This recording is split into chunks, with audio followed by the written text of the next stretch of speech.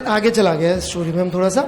तो लोगों ने क्या किया कि एलिमेंट की स्टडी करने के लिए भी उन्होंने एलिमेंट को लिया, जो भी स्टडी करा, जैसे हाइड्रोजन को, राइट, और इसको गर्म किया और गर्म करके इससे आती हुई जो रेडिएशन थी, लाइट थी, उसकी स्टडी करी। ब्लैक बॉडी रेडिएशन आपको याद होगा, जहां से प्लैंक्स कांस्टेंट की डिस्कवरी हुई थी, आइडिया दिया गया था। वैसे ही हाइड्रोजन को लिया, गर्म किया और गर्म करके उससे आती हुई लाइट को स्टडी किया, राइट। जब इस लाइट को बहुत अच्छी तरह से स्टडी करने के जुगाड़ बने, राइट, अच्छा आप सोचेंगे स्टडी कैसे करते होंगे लाइट की? वही इंटरफेरेंस, वेवलेंथ पता करनी है। Interference is one very nice way of knowing wavelength. Thin film लगा के आप इधर उधर करेंगे, कितना शिफ्ट हुआ, उसमें लैम्डा आएगा कि नहीं आएगा? शिफ्ट में हमें टी मालूम, म्यू मालूम, शिफ्ट मालूम, ओनली अननोन क्या बचता है? लैम्डा। उस इंटरफेरेंस को आप कितनी भी गालियां दे लीजिए, जी लाइट तो उसने वेव प्रूफ कर दी थी, लेकिन वेवलेंथ निकालनी तो उधर ही जाते हैं। कितना भी फोटोन वोटोन कर ले, वेवलेंथ तो उससे निकालेंगे, और सबसे अच्छा तरीका इजी, राइट। तो यू गेट द आइडिया। तो अलग अलग एक्सपेरिमेंट्स होंगे, और भी होंगे, तो मैं एक बता रहा हूं, और भी बहुत सारे तरीके होते हैं। उनसे यूज करके जब इसकी वेवलेंथ निकाली, जब इसकी स्पेक्ट्रम की स्टडी करी, स्पेक्ट्रम मतलब इंटेंसिटी के साथ वेवलेंथ वेरी कैसे हो रही है, इसकी स्टडी करी, तो हम थोड़ा सा आइडियलाइज दिखाते हैं यहां पे, क्योंकि ऐसे ही चलता है 12वीं के लेवल पे, राइट। तो यूं समझ लीजिए कि इस तरह का ग्राफ आया जो दुनिया में कभी किसी ने देखा ही नहीं था।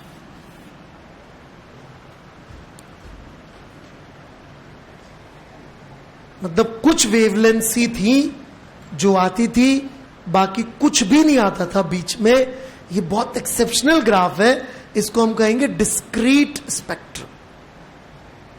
डिस्क्रीट क्यों? टूटा हुआ है, कुछ ही वेवलेंथ्स पे आती है लाइट, बाकी वेवलेंथ्स मोर और लेस मिसिंग है।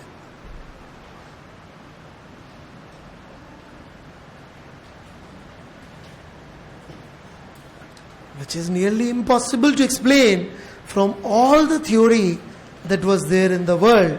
फिजिक्स की जितनी भी थ्योरी थी वो इसको एक्सप्लेन नहीं कर पा रही थी। इसको बोलते हैं हाइड्रोजन का emission spectrum. Emission spectrum, emission क्यों? क्योंकि अपन ने गर्म किया है तो उससे लाइट आ रही है, उसको स्टडी किया। तो एमिशन स्पेक्ट्रम में क्या कमी थी कि ये बैंड्स टूटे हुए थे, राइट। लाइट आती थी और बहुत देर तक किसी वेवलेंथ में, बहुत वेवलेंथ तक कोई लाइट नहीं होगी, फिर किसी एक वेवलेंथ में आएगी, फिर अगले में नहीं आएगी। So it was very very difficult to explain कि ऐसा क्यों हो रहा है। हाँ जी, हाँ, दुनिया में जैसा ब्लैक बॉडी का ग्राफ आता है, एक्सपेक्टेड तो ये था स्पेक्ट्रम। दुनिया में हर चीज का स्पेक्ट्रम का स्टडी ऐसा ही होता है। ये मैक्सवेलियन डिस्ट्रीब्यूशन टाइप की चीज है।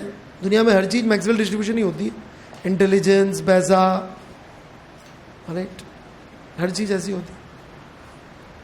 कुछ के पास काम चलाने जितना होगा, कुछ के पास बहुत ज्यादा होगा, कुछ के पास कम होगा। इसमें मतलब दिमाग की बात कर रहा था मैं, पैसे में थोड़ा सा डिफरेंट हो जाता है। बहुत सारों के पास काम चलाने लायक भी नहीं होता, राइट। इंटेलिजेंस में तो काम चलाने लायक तो है ही, आप लोगों के पास भी है ही। पेन चलाएं तो उससे भी काम चल जाए, बट पेन चलाते नहीं आप लोग, राइट। खैर बड़े आगे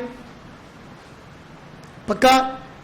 अरे ये एक्सप्लेन होते ही नहीं बनता था। इनफैक्ट एक नाम आपने सुना होगा, बामर, सुना है नाम, राइट। जिनको नहीं पता हो उनसे पूछ रहा हूं, जिन्होंने पढ़ रखा हो तो अलग बात है। व्हाट डू यू गेस, बामर क्या रहे होंगे? हैं?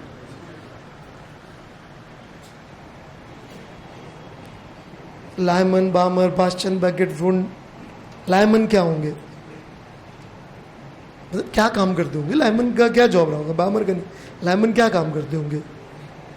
अपने प्रोफाइल में क्या लिखते होंगे? What is he? फिजिसिस्ट? नहीं, फिजिसिस्ट लिखते होंगे लायमन। पास्चन भी ये लिखते थे, ब्रैकेट भी ये लिखते थे, फुंड भी ये लिखते थे, बामर ये नहीं लिखते थे, राइट। बामर तीसरी चौथी के बच्चों को जो गणित के पहाड़े वाड़े नहीं रटाते रहते, मास्टर होते, छड़ी लेके खड़े हो जाते हैं, 7 का पहाड़ा जैसे अटको था। अब तो बंद हो गया ऐसा स्कूलों में, पहले जमाने में पहाड़े ऐसे ही रटाते थे और राइट, मास्टर छड़ी लेके खड़ा हो जाता था, तेरा का पहाड़ा जैसे स्पीड धीरे हो तड़ाक हाथ ऐसे खोल के पहाड़ा सुनाना पड़ता था। अरे तुम्हारे साथ हुआ ऐसा सतीश? तो पहाड़े याद होंगे तुम्हें, है ना? हाँ, अरे है सारा याद है छड़ी काका के। अरे बिना छड़ी के याद हो गया, जीनियस हो तुम। कह रहे नहीं वे तो ऐसे वाले मास्टर थे पहले जमाने में, बच्चों को मारते थे आराम से। अरे आजकल पीटते पाटते नहीं है। ओके, सो मास्टर मतलब छड़ी होती थी यार, मतलब उसका बेसिक चौक और छड़ी दो चीजें चाहिए होती थी। अरे अभी छड़ी नहीं है, खैर कोई नहीं। तो ये वैसे वाले मास्टर थे और इनका नाम है फिजिक्स में, इससे ज्यादा लोग क्या जा सकते हैं। ऑलराइट, बेसिकली तीन जो विजिबल वेवलेंथ्स सबको विजिबल थी तो सबको दिखती थी, वो तीन नंबर्स थे। राइट, तो बामर ऐसे ही बोर हो रहे थे, खुराफाती आदमी थे। उन्होंने किसी अपने दोस्त को बोला, यार मैं बोर हो रहा हूं, कोई पजल बता यार फिजिक्स में कुछ हो तो तेरे पास, और राइट नंबर से रिलेटेड, तो जो है मैं सॉल्व करूंगा ऐसे टाइम पास के लिए।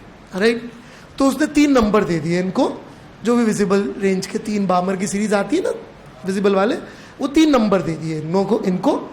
ये तीन नंबर लेके गए और उसने बोला यार इसमें ना कोई रिलेशनशिप होनी चाहिए। एंड इमेजिन कि मतलब कोई दुनिया में इतना पागल हो सकता है क्या, मेरे लिए तो आज भी विश्वास करना संभव नहीं है कि वो तीन नंबर के बेसिस पे इन्होंने एक ऐसा फॉर्मूला सा निकाल दिया। राइट, क्या यार ये तीन नंबर रिडबर कांस्टेंट ही आता है ना यहाँ पे, हाँ यही होता है ना फॉर्मूला, कि ये तीन सी भी आता कहीं पे। अरे चपरा जेड, काहे का जेड, वो बेचारा गणित का मास्टर, उसको जेड पागल हो गया। अरे ये बामर फॉर्मूला है यार, अबे उसको क्या जेड मालूम यार, उसको जेड बोलोगे वो कॉम्प्लेक्स नंबर लिख देगा वो।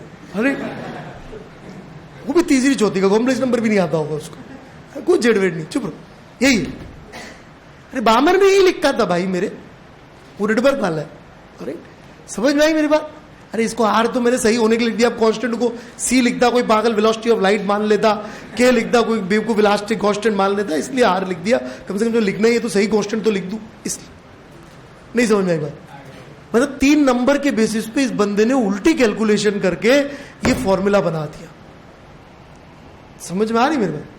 मैं आपको तीन नंबर दूं, 410, 318 और 625, जाओ इनमें से क्वेश्चन ढूंढ लाओ।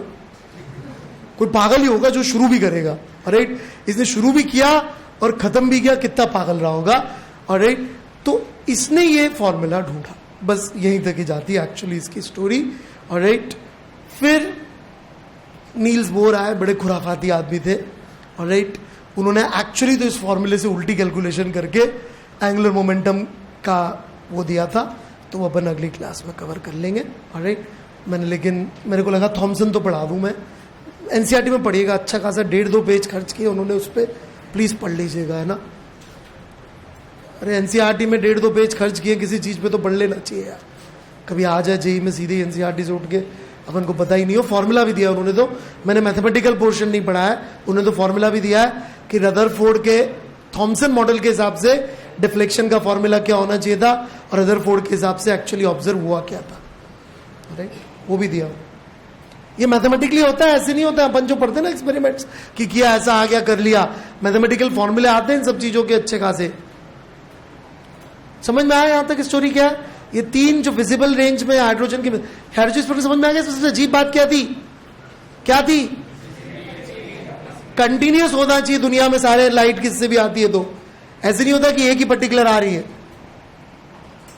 राइट, किसी से लाइट आती है तो सारी वेवलेंथ आती है, जबकि जब हाइड्रोजन का स्पेक्ट्रम, आप बोलेंगे कि बाकियों का भी ऐसा ही होता है, कैसा? ऐसा नहीं, ऐसा स्टडी नहीं किया था इतने ध्यान से। पहले तो सबसे सिंपल वाले को स्टडी करेंगे ना ध्यान से। राइट, तो ये क्यों आता है ये वो समझने की कोशिश कर रहे हैं। तो अगली क्लास में हम लोग बोर एटॉमिक मॉडल लेके इसको खत्म कर देंगे, ठीक है। और वो फिजिकल केमिस्ट्री कॉपी ले आना।